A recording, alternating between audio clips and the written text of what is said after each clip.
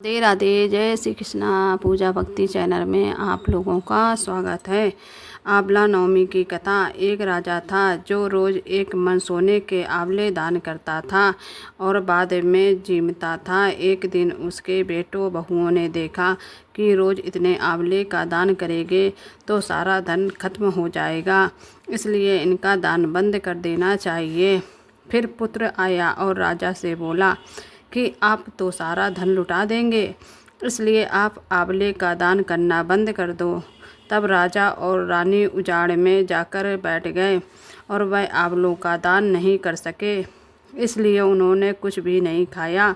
तब भगवान ने सोचा कि अगर मैंने इनका सब्त नहीं रखा तो दुनिया में मुझे कोई नहीं मांगेगा। तब भगवान ने उनसे सपने में उनसे कहा कि तुम उठो और तुम्हारे जैसी रसोई हो गई है, पहले जैसी रसोई हो गई है और आंवले का वृक्ष लगा हुआ है, तुम दान करो और जीम लो।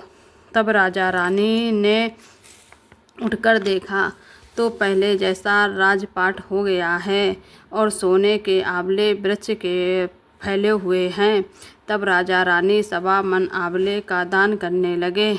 वहाँ पर बेटे बहू के घर अन्नदाता का बैर पड़ गया।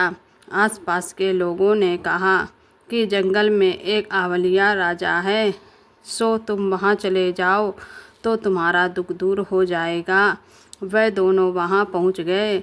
वहाँ पर रानी अपने बेटे और बहू को देखकर पहचान गई और अपने पति से बोली कि इन लोगों से काम तो कम कराएंगे और मजदूरी ज़्यादा देंगे।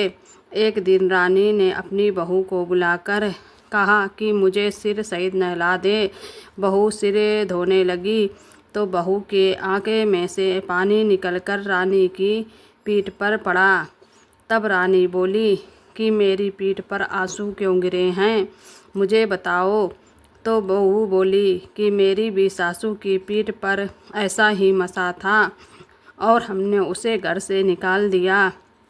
हमारे सास ससुर एक मन आंवले का दान करते थे तो हमने उन्हें भगा दिया।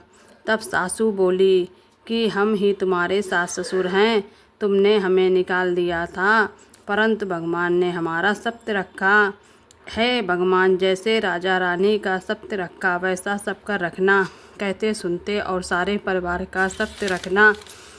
प्रातः और आंवला नवमी के दिन आप लोगों को सुबह जल्दी उठना है और जल्दी उठकर स्नान आदि से निवृत्त होकर विष्णु भगवान का पूजन करें और पूजन करने के बाद आंवले के वृक्ष के नीचे जाकर आंवले की वृक्ष की पूजा करें और आंवले के वृक्ष पर फेरी देकर आप लोग आंवले की वृक्ष की पूजा कर सकते हैं और आंवले की कथा भी आप सुन सकते हैं। और नीचे पूर्व दिशा की आंवले के वृक्ष के नीचे आप लोगों को पूर्व दिशा की ओर उन्मुख होकर षोडशाचार पूजन करना चाहिए।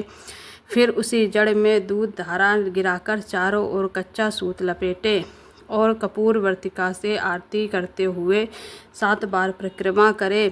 ब्राह्मण ब्राह्मणी को भोजन कराकर दक्षिणा दे, फिर स्वयं भोजन करें और भोजन में आंवला अवश्य होना चाहिए।